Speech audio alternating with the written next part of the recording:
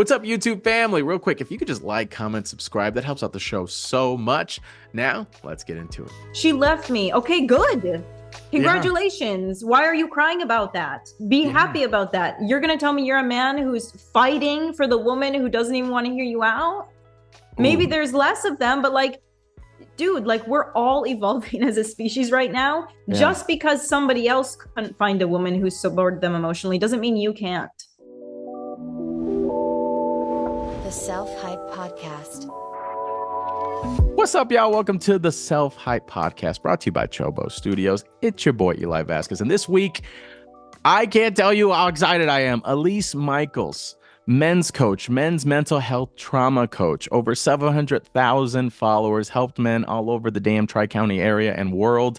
We're going to dive in to how men act, adapt emotionally, father-mother wounds, and everything in between in terms of the necessary conversations to handle vulnerability, connect with others, and to help our partners open up emotionally as well. This was a phenomenal conversation, and I'm actually can't wait to bring her back.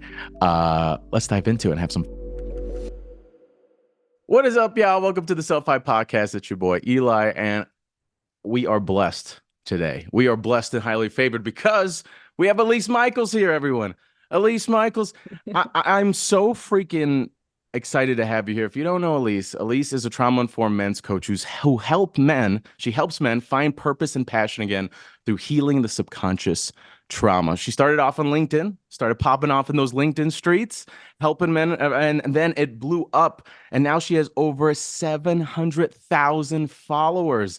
And she's mastered the art of breaking down difficult psychological concepts in bite-sized bits to help men acknowledge and understand parts of themselves they haven't before. And I am a personal fan.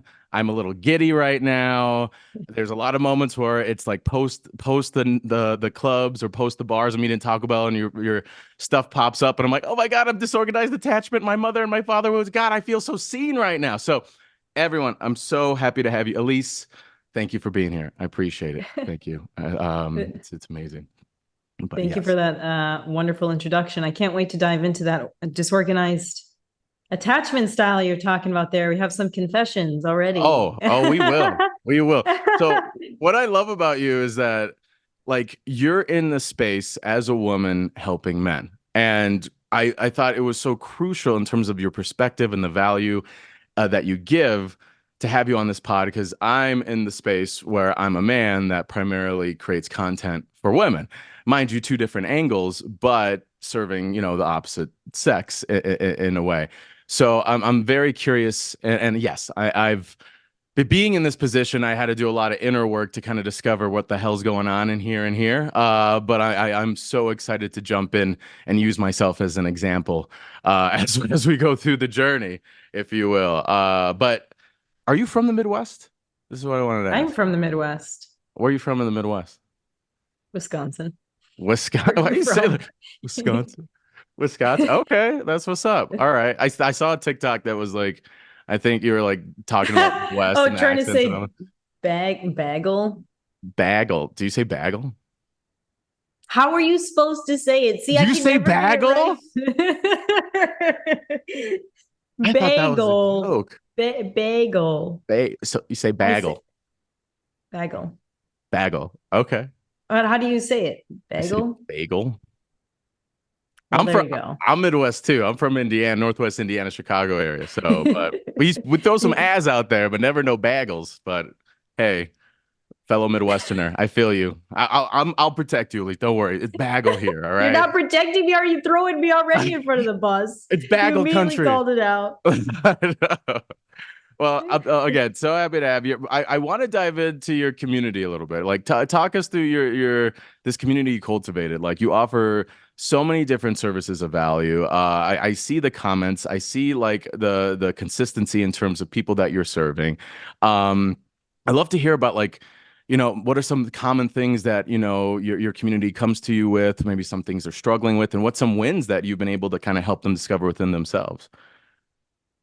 Yeah. So men, for the most part, are really, really good at shoving down their emotions and hiding a lot of the problems that they feel. So they generally tend to pretend that they don't have anything wrong. So when they see my content, I think it hits some soft spots that they just haven't been able to put into words or think about. And for men, since they do hide a lot of their emotions, relationships tend to be the thing they struggle with the most. They don't necessarily know how to align with someone who respects them, appreciates them, gives them that love back. And they also realize that they're not very attracted to those women anyway. They're kind of attracted to more of the women who need saving and helping. And so when they come to me, a lot of the wins that we see are stepping out of that white knight syndrome, stepping out of the masochism of being attracted to someone very toxic for us, and healing the root cause of where that started, which is usually our mother-father wounds, how we grew up and how we perceived love and relationship. Gosh, that it's so fascinating to me that because everything you're saying is real, because I'm immediately going into myself and I'm just like, oh my God, yes. It's like where my disorganized attachment, which was not, if you asked me like even 10 years ago if I even know what the hell that meant, I would say I don't know what you're talking about. But I had to create verbiage around what was going on in here. But for the longest time, I didn't have any verbiage for it. Like I didn't know even know how to label it. I'm like, why is there women that are so emotionally distant that I want to win over so badly? It's like, oh, I had a mother that was very emotionally distant. Why do I shut down in moments of conflict? And then afterwards, I'm like, oh, wait, I want to say this. Physically distant father, very like a lot of battling at a young age. So I think it's really crucial what you're doing is giving these guys, avenues to kind of explore who they are and who they always were, which I'm sure has been beneficial for you. It's like, has there been any of those like aha moments of like guys like, yeah, I get it. All right. Wow. This is, what is it like seeing that for the first time of someone like opening up into that new level? Yeah, I mean, it happens every time, right? Every time that there's a coaching class or I have a private one-on-one session, because the goal isn't to make the aha moments 10 years from now. The goal is to make an aha moment in every single session, right? So that's why I created my coaching program. How can we get the most impact out of the least amount of time and effort? Right. Because the sooner you know, the less you suffer. So it's amazing every time. And also it pushes me to try to be better because I want people to have those moments. But you have to remember the important thing isn't having the moment, it's what you do with it after. Right. Usually with things like trauma, once you see something, you can't unsee it. It's not just like, oh, I understand the calories now in this Snickers bar and I'm still going to eat the Snickers bar. It's like, no, once you recognize, oh, I'm attracted to toxic women because my mom wasn't there for me. That's not something you forget. That's like every time you have an attraction towards someone now, you start thinking about that. You're like, wait a minute, do I like them? Or is it just because I'm trying to get mom to like me? So it's one of those things that really changes you. Oof. So with that said, it's like, okay, not saying that this is an example of mine. This is just throwing it out there. There's a friend named Shmeli, and he has a friend that is very like her love language is not words whatsoever. And that, if anything, drives him up a wall. He's like, I'm self-aware that this woman is this emotional trigger of mine based on my mother. So like, if I come to you with that, what are some ways I could like manage that or calm that thing down? Like now that I know it, what are some ways to like get me either out of it or verbalize or like anything that kind of calls to you that like would help with those loops? Right. So, I mean, if someone comes to me and they're like, yeah, I'm attracted to this person, but I realize either they're not good for me or they don't have the alignment of the goals or core values that I do, we don't like focus on how to deal with it. We focus on why you are so driven to win that person over. And we heal that, right? Because if you are continuing to chase someone who's not good for you or not in alignment with you, that's you trying to validate your own self-worth. And so then why don't you feel worthy enough? What data do you need to make yourself feel good enough? Right. So we work on things like self-worth, self-confidence. What pillars of support do we have outside of this one person? Because sometimes we don't leave someone because they've become the only source of love or friendship or community that we have. We don't have friends. We don't have activities. And this is something that men generally tend to do. They don't really make guy friends. They definitely really don't. I mean, they'll go to girls for problems, but having girlfriends is like also very rare, especially in adulthood. And so they'll go to work, they'll have their work buddies, maybe have some beers after work, but there's no closeness, there's no community, there's no depth. So men, we have this whole statistic about how men don't really leave marriages. Yeah, because they're so isolated.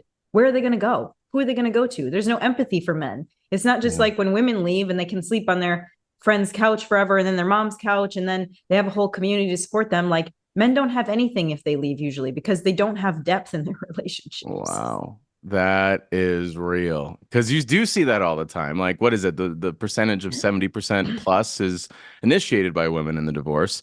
And and I'm sure like it's not like the marriages are happy on either side, but why don't the men initiate that action? And it is a lot of that isolation. I mean, me personally, I see a lot of men in the later stage of their lives where their family, like their wife is their best friend, and and the family is all they hang out with, and they got the couch and they got the TV, and that's kind of what we're working with. But that's beautiful that you said that, like, the sooner we could address it, then we could fix it. We could have those moments and all that. And also, I like how it's not. It's really understanding, like you're the approach of figuring out where it's coming from and then doing something about it. Whenever we go out into these dating spaces, we try to look for red flags or green flags and all of these different like precursors to say, okay, how are they going to perceive me? Right? Yeah. How do I understand who they are? And instead of focusing so much on them, like stop making always the story about them. How do I impress the woman or how do I impress the guy? And turn it back around in yourself to how do I become so comfortable with myself and my story and who I am that I know and trust myself to stop when someone shows me red flags or to keep going when someone shows me green flags. There's a lot of information about what's a red flag, what's a green flag, depending on your experience in life. It's going to be a little different for you, what you get triggered on. So you have to assess your own self. Like, I think a lot of people are always asking those questions because they're always trying to say, okay, like, what if they don't like me? Or how do I know, if they're going to be good for me? And it's like, you have to assess yourself. What's up, y'all? I know you guys are enjoying the show, but real quick, I just want to talk about the Patreon. Patreon, you get early access to episodes, bonus content, and you could even ask a question that gets on the show. It's patreon.com/selfhype. Now, let's get back to it. You have to assess yourself. How do you know if you can be strong enough to set boundaries? How do you what about if you just don't care if they judge you? Because there's going to be people that judge you for being vulnerable. Yeah. The goal is to say, okay, this person obviously doesn't have the emotional capacity I'm looking for, so it's not a fit. Yeah. And move on. But a lot of people see that and they go, oh my God, see, no women can handle vulnerability from men. It's so awful. I'm never going to say anything again. And it's just like you experience one emotional shutdown. Yeah, that person's not emotionally available. Move on to the next person. Don't shut down on yourself, right? And for women too, when women are going on dates with men, they're like, oh, he's a little bit distant from me and I don't know what to do. And I keep chasing him. Like, that's so crazy. That's so crazy. Like, use the facts that are giving to you and stop putting your emotions into it. I think we put a lot of emotions into dating when we shouldn't. Yeah. So I'm going in the deep end now. No, I'm glad you did. Let's keep swimming. That's fantastic. Because I feel you on that. Like I'll have women comment in my comments or I'll have chats with them as well. And it's this one singular moment that has totally disrupted them from wanting to connect with someone. Like I'll be like, just share what it takes to love you. And they're like, well, I shared that with, Steve, and Steve cheated on me. I'm like, okay, Steve just sucked. Okay, you knew and your mom knew that Steve wasn't a good match. Don't let Steve get in the way of you being a decent partner for someone who deserves to receive it. So I love that approach because it's so real that it really takes that kind of regulation of this. It's like the world's not out to get you because this one person may be wounded. And in terms of those wounds, you speak a lot about those childhood wounds, which I absolutely love, by the way. I always stop what I'm scrolling and I watch it, and it hits. You do such a beautiful job, so surgically, but like lovingly, like just dissecting that in such a bite-sized manner. It's truly like watching like the most top-notch like sushi chef just like slice some tuna. It's beautiful to see. I love watching you do your thing. But like with that said, what have you seen commonalities of those wounds? How does it affect us as adults when trying to connect with another human being or in love? Well, there's so many common patterns, and actually just did a whole masterclass on this the other day where I I did kind of like, if you had a mom who was emotionally unavailable and a dad who was emotionally available, this is the type of man you're probably going to become. Because in childhood, it's like the whole cliche psychobabble of like, tell me what your relationship is like with your parents. But it's true, because when we're babies, we have no idea how the world works. Like, we will die, we will perish if our parents do not take care of us. Humans are useless. And so we're little sponges. We soak up in the environment. How do I receive love, affection, success, attention? And according to how emotionally available our parents are and how well they meet our needs, that is what we will set as a foundation for the rest of our time being alive, until something happens that we don't like. And then we are forced to change the pattern. But you have this baby brain that soaks in all this information, and you're using that as an adult. Common patterns are, when a parent is emotionally unavailable, you will seek out usually emotionally unavailable partners as a way to try to redeem that love. Because as a child, you're always trying to get your parents' attention. So whether you're getting it in bad ways or you're getting it in good ways because you become the superstar, like, you will do the same to your partner. You will try to find someone who's distant so that you can win them over, so you can finally feel like you got mom and dad's love again. Jeez. Like, that's just one of the common patterns, right? And you don't know that consciously. You're just like, oh, I just like them so much. There's a spark, there's a connection. And then at the end and then you're crying, and then you're like, why don't they I'm trying so hard, right? I'm trying so hard. And sometimes you can hear yourself through the things that you say, how childish you sound, right? Yeah. I did so much for them. Why don't they love me? They betrayed me. They left me, right? It's very childlike, right? And that's how you know your inner child is coming out, because it's that little you trying to fix it again, trying to be good enough, trying to be okay. That's oof. Because here's the thing. I'm loving this. Everything you're saying, I'm like, preach. But I know there's some listeners, again, that old girl that dated Steve, that was a hot mess. That's like, Steve wasn't like that. Steve was a big old asshole. But I love this conversation, is because, like, I always say, I feel like, especially as men, it's easy to see your exes as the villains, and it's easy to say they're bad people, and it's easy to throw out the word narcissist left and right, which, not to say that some people aren't, but I love this conversation because we're humanizing everyone, and everyone seems to be afraid. Everyone seems to be afraid of that inner child, to like get hurt by another person or to be wanted by another person. But I love that we're adding like a human element, because I think it's really easy to just throw someone off to the side that they like just suck to suck. So kind of with that said, we hit on like the wounds of winning someone over. But obviously I feel like the commonalities that I hear from people is the ghosters, the people that are just shut down, the breadcrumbers, the hot and colders, I'm sure you see it all the time too. Is that like an attachment of a wound as well? Like, is there like a reasoning that maybe those people are running away versus just being awful? Yeah. Oh yeah. I mean, and listen, I tend to try to not villainize anyone, even the people who are, I mean, unless you're like a murderer or something. Like, let's not go to the extremes, right? We're talking about the dating world. Yeah. Because everybody is just coping in the way that they learned best. And you got caught in the throes of that because you guys were a perfect co-creation of your wounds. Yeah. So whenever you partner with someone, you're like, oh my God, they were so evil. They're such a villain. Like, okay, some part of you was attracted to that. So you have to heal that. And then you'll never be attracted to that again, because healthy people aren't attracted to unhealthy people. If there's one unhealthy person, there's two.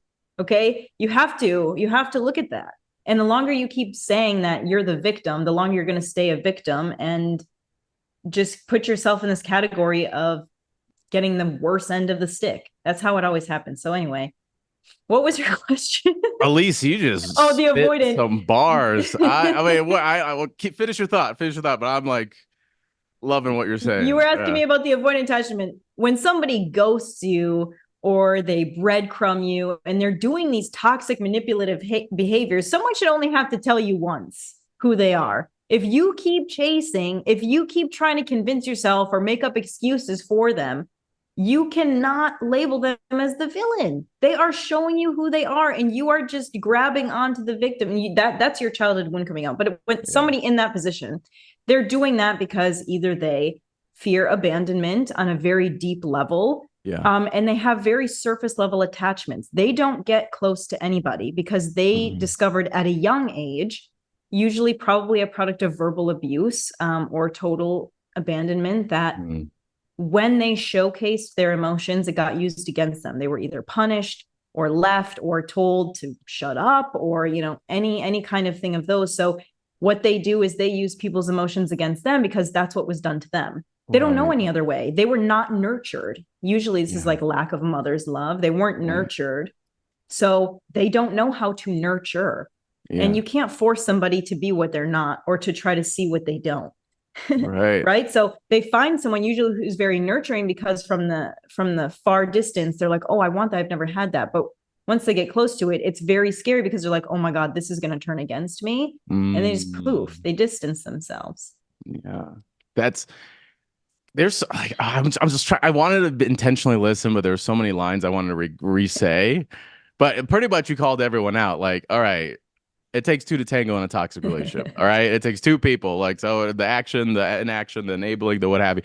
So you're right. You kind of called it out of like, you attract the people that you attract and you have to deal with that. Like, cause I in the first part you said, cause because I hear it all the time of like, oh my God, he's awful. He ghosted me. He this, he that, he whatever. I'm like, girl, you're talking all this mess about him, but he was on your Instagram. You forehead kissed this man. You held his hand out in front of Target for everyone to see.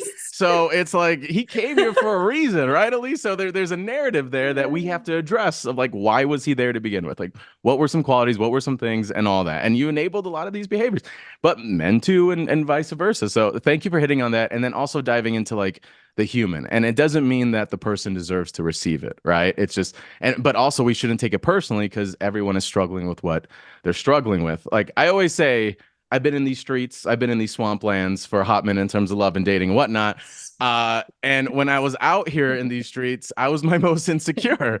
So I was like, I didn't know how to connect with a woman because I was so afraid to get hurt by them. I wanted them, but I didn't know what to do with it. I was like chasing a car, like a dog chasing a car. I'm like, okay, I got it, but I don't know what to do now. But once I started kind of, per your saying, diving into those wounds, you know, I was able to create some verbiage, understand myself more. And then it was up to me to be able to have the responsibility to like regulate that, I guess, or to know what positions I'm going in, or at least verbalize with somebody else.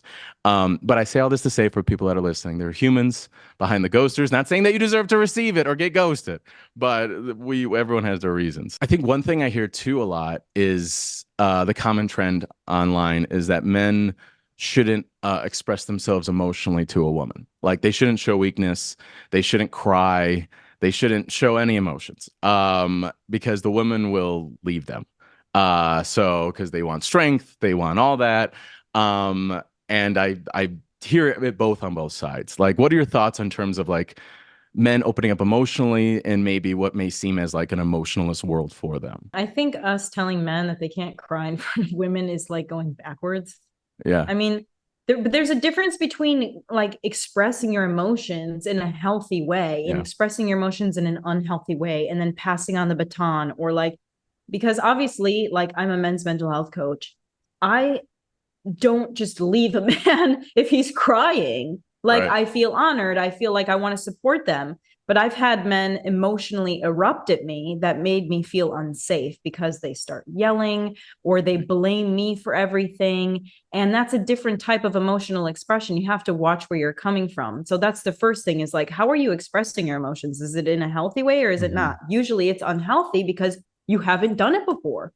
Right? So practice with someone who's safe first. Go to a therapist, go to a coach and learn how to regulate your emotions. And then you'll understand how to do it in front of somebody else. And number two, usually they haven't partnered with someone who's been working on themselves, who understands how to regulate their own emotions. So if a woman tells you that she doesn't like that or she sees that as weak, it's because she's a mess. She doesn't know how to regulate her own emotions. So she's looking at you as the pillar of support for her emotions. And when you have emotions, she can't handle it because she doesn't know how to do the work. Right. And that's why, you know, we're talking about this. When you start doing the work for yourself, you don't need to be in these streets. Like you can energetically and intuitively really start to understand people who get it and people who don't. You know yourself, you know what you want. It's like they say, we're in our 30s, right? Like you really start to understand, like you don't need to go out on a bunch of dates. You don't need to date around. Like you start understanding connections more immediately. And you will start to understand that when it comes to emotional regulation, self-work. As you do the work on yourself, can this person hold space for me? Can they support me? Are they supportive of others? Because if you've come to someone and partnered with them in an unhealthy space, they're going to give you unhealthy responses. Wow. Yes. I think you hit the nail on the head with that, because I always feel like 'cause a lot of dudes say this is like they say like, no, don't express yourself emotionally, bro, because they'll just leave you. I'm like, alpha stuff. I'm like, isn't it maybe more... you want to be left? Why don't we start sending thank you notes to the people who leave us? What's up, y'all? I know you guys are enjoying the show, but real quick, I just want to talk about the Patreon. You get early access to episodes, bonus content, and you could even ask a question that gets on the show. It's patreon.com/selfhype. Now let's get back to it. Why don't we start sending thank you notes to the people who leave us? Get in the habit of being grateful for the people who poof away, for the people who disrespect you, and you have no choice but to move on. Because why are you fighting for someone who doesn't even respect you enough to hear you out? That's so crazy. You're like, she left me. Okay, good. Congratulations. Yeah. Why are you crying about that? Be happy about that. You're going to tell me you're a man who's fighting for the woman who doesn't even want to hear you out? Maybe there's less of them, but like, dude, like we're all evolving as a species right now. Just because somebody else couldn't find a woman who supported them emotionally doesn't mean you can't. Doesn't mean they don't exist, right? Like everybody needs to stop settling and just have an open mind that someone else exists. If you exist, they exist. God damn. Let her cook, everyone. Let her cook. Nah, that's real. I'm like, listen, it's more badass as a man to be able to be all my emotional in front of a woman. And if she leaves, then go. Because this is who I am. This is what's up. And I'll cry if you leave. I'm crying now, but I'll move on. That doesn't define me. And then if anything, I'm showing you, you're showing me that you ain't it. And I tell ladies too, I'm like, listen, we're in the rejection business in these streets. We're trying to filter out. Everyone always asks me, where's the good guys at? I'm like, what are you bringing? What questions are you bringing up? What boundaries are you bringing up? Well, if I bring up boundaries, then they leave. That's the whole point. That's why we have boundaries, like, that's the whole point of it. So I love everything you're hitting on. It's like spitting so real. Like I have to give one to the ladies though, because I think a lot of ladies are like struggling to be like, how do I open him up emotionally? Maybe he's not receptive. Maybe there's a glimmer of hope. Maybe he tries. Maybe he's a little misaligned. But I really want us to have this more of an opening of a relationship based on your experience and the men that you've worked with. What are you think are some strategies that maybe a woman could do to like help a guy out to get there? Yeah, I'm so glad you said this because I've started to change myself after coming out of a toxic relationship. Wow. And I've been reading new material that, like the classic book for men is No More Mr. Nice Guy. Yeah. The girl version of No More Mr. Nice Guy, I'm not sure if you've read it, is Why Men Love Bitches. It's so good. It's so good because the mistake a lot of women make when they're trying to create a safe space for men to open up is they go from being the lover to the mother. And that is something that completely turns men off. And so that's also when they're like, oh, well, I tried to be, open for him and give him support and respect him, and he still left me or he still cheated on me. Yeah, because we went then to the complete opposite side of the pendulum. I mean, like, would you agree? Like a lot of women, and everything that I say, like you said, I'm on everybody's team, not against anybody's team. Right. So when we talk about this stuff, I'm helping you out, dude, because I've been there. I've been that bitch. So, so it's like, you want to create a safe space by just refraining from being critical and judgmental. If you can refrain from being critical and judgmental and always like, why didn't you do this? Why didn't you do that? Why didn't you check in with me? Why didn't you call? Like, stop reminding him how to be a man. Stop reminding him that he has to treat you differently. First, if somebody isn't treating you right, silence is the best tool because he knows how to treat someone right. And you telling him otherwise is just being his mom. Yeah. Being a safe space for his vulnerability is simply just listening when he wants to talk about something and maybe asking questions. You don't have to give him advice. You don't have to criticize him for what he did or didn't do or what he should have done. Just like just be the peace, just be the silence. And that's like all he needs. Like men are very simple. And men will do anything for you. And maybe you'll disagree with me, but like so far you haven't. So it's like a man will do anything for a woman he loves. Like men want to take care of women. That's what they work so hard for. They want to provide, they want to protect. And some women will say, well, I appreciated him. I told him I was so grateful all the time. And he just didn't feel it, because men don't feel appreciated based on words. They feel appreciated based on energy. So if you're not happy, even if you're saying thank you, he's going to feel like he did something wrong or he's not good enough. He's taking it real personally. But if you are super happy, like all the time, and obviously not faking anything, but just like investing in yourself, like doing whatever you want to do, like go to your Pilates class, do your painting, do your cooking, you know, have a day on the couch, just be happy about it. And he's going to think that he's, you know, doing the best job just by providing. You don't have to like slave away and do all this other stuff. Like he feels appreciated when you feel happy. Wow. That, I mean, and that makes sense. Oh, it makes sense. I'm just like going through my entire like dating history as like you're talking. And I'm like, yeah, because I realized this kind of later on in my life where I do want to be needed. I do want to help people. Like I'm the oldest of all my siblings. I'm the oldest of all my cousins. Like I will be the head of the household. So you took on the father role. But also I was like wiping asses and washing dishes and cleaning laundry. So I think that's what I'm saying. You took over the father role. Yeah. There's a lot of father role. Yeah, I mean, my siblings are more scared. My little sisters are more afraid to tell me that they have a boyfriend and then their, you know, dad sometimes, you know, because he's a little more of a pushover. And I'm like, the hell, you know. But yeah, I have a lot of responsibility, and I know that could get a little overwhelming, and I need to set necessary boundaries. But I realized that muscle I'm so used to that transitions to a relationship where I want her to be happy. I want her to feel safe. I want to be needed, where if someone is like, no, I'm good, bro. Or if anything, I'm going to run the show and you just kind of got to follow along. Then I'm just like, why? I feel useless. I feel like I can't, like, I'm just, I don't know. But yeah, ultimately, yeah, the whole happy thing is real, especially if the strategies you said for women, if they deliver that to us, or a woman deliver that to me, I'd be like, I'll go chop some wood and go to therapy at the same time, and I'll go run a marathon, and I'll go win you some teddy bear at the local fair. Like, what do you need, girl? Like, because you're filling my cup so intentionally, like, what can I want to give? Not necessarily has to be necessarily exchange, but like, I feel this feeling to want to give you that. But I agree. If a man truly loves and cares for a woman, he's going to do those things. Like, he's going to be aware of that. But I think there is that. I love the work that you're doing because it's so necessary for men too to take on that role, to open up, where some guys may be a little like, ugh. Like I'm what is it? I did a BuzzFeed video where men do therapy for the first time, and it was my idea to do the video, and all my friends went and they were all crying, and I was the only one that was like back and forth, and the therapist like, almost got you. No.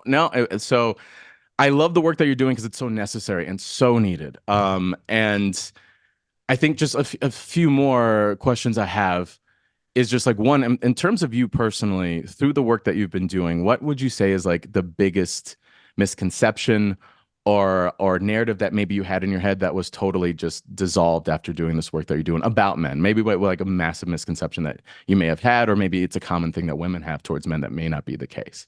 I don't know if I had any stereotypes necessarily about men, but the biggest shocker when I first started was like, this is the thing, right? Is when I first started, I wanted to be a women's coach, and only men reached out to me for help. And I was so confused, and I was like, how could I help them? And I just realized like they didn't have many options.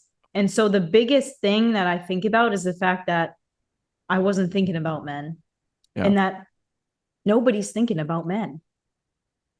I mean, now it's become more of a fad, but just think about that for a second. It's like, I didn't have any stereotypes about men because I wasn't even thinking about them. What's up, y'all? I know you guys are enjoying the show, but real quick, I just want to talk about the Patreon. Patreon, you get early access to episodes, bonus content, and you could even ask a question that gets on the show. It's patreon.com/selfhype. Now, let's get back to it. Just think about that for a second. It's like, I didn't have any stereotypes about men because I wasn't even thinking about them. Because we assume so much that men are taking care of themselves, that they're handling business, that they're fine, that they don't even cross our minds.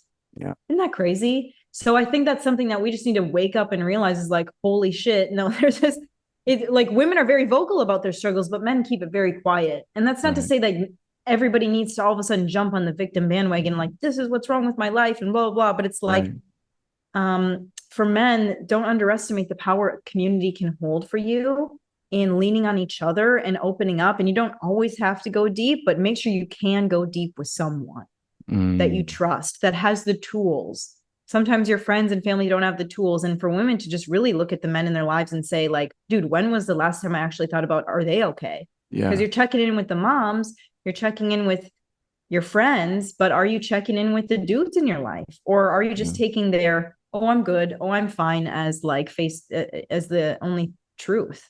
Yeah, thank you for bringing that up. And I thank you for also flagging this isn't like victim woe is men. I mean, obviously there's a lot of issues with the world. We're all kind of struggling and going through it, but it's really important to acknowledge men. I mean, it's really easy for online social media to be like, men all suck at this and that. I'm like, girl, at the end of the day, you want to be with one. So how about you like be a little more open? Like, it's like you could say you hate something, but then you keep going to the damn restaurant. It's like, switch up the recipe or whatever. But it is important because we see the statistics. It's like, oh, there's gonna be the rise of lonely single men, or like even guys are like, yeah, there's gonna be a bunch of single chicks. I'm like, bro, we're both alone. Like if one is lonely, that means you're also alone. Like, why don't we like understand the fact we're both alone in this problem? Like, we gotta kind of come together and be like, yo, let's get a little emotional, vulnerable a little bit. But yeah, no, totally. Thank you for bringing that up. I mean, at least this has been so beautiful. I think I love. Thank you for sharing a little bit too of like this was not even your intention, but this was such a need, and I'm so appreciative of you being in this space, and you're right. There needs to be more. What is like now that you're in this space and you built this beautiful community, like what does it all look like at the end of the day? Like what is that impact that Elise wants to make in the world? I would like to change the face of men's mental health for the next generation. Like if we can help parents change how they regulate, then the next generation of children doesn't have to suffer needlessly, right? Because we're all victims of subconscious trauma from our parents and then the generations previous and the generations previous. And subconscious trauma is the trauma, the impact that was had on you that you don't know. Yeah. So I hope that some of my content starts to wake people up and make them have some realizations of how they can respond differently. And then they can teach differently via their own actions, their own words, the way that they show up in love. Yeah. So necessary. I appreciate that. Yeah. And I will say you are already doing it. Again, your content has helped me personally. It has helped me through my journey. You got a snippet of my ratchet history, so you could kind of get a taste of like, okay, no, this would help him. I think, yeah, kind of knowing a little bit about it like this. I'm glad I'm here for him as well. But yeah, very crucial and important. And yeah, and that's you're losing a sense of identity too, which is so impactful, which I think a lot of people don't even want to necessarily get rid of because that was a part of them in their childhood for so long of embracing that new identity. It can be as simple as that. I'm like, but by you regurgitating the same narrative over and over again that I'm this person and I struggle with these things and all that, mind you, those things come up, but that doesn't have to be you. Like you said, you didn't start with these things; they developed in time, and like really getting to the source of it, which is absolutely freaking beautiful. With that said, Elise, thank you so much. I had such a good time with you. It's so beautiful. You see someone in these digital streets, and then you get to like talk to them. We're still in these digital streets, but now I feel like we're homies in these digital streets.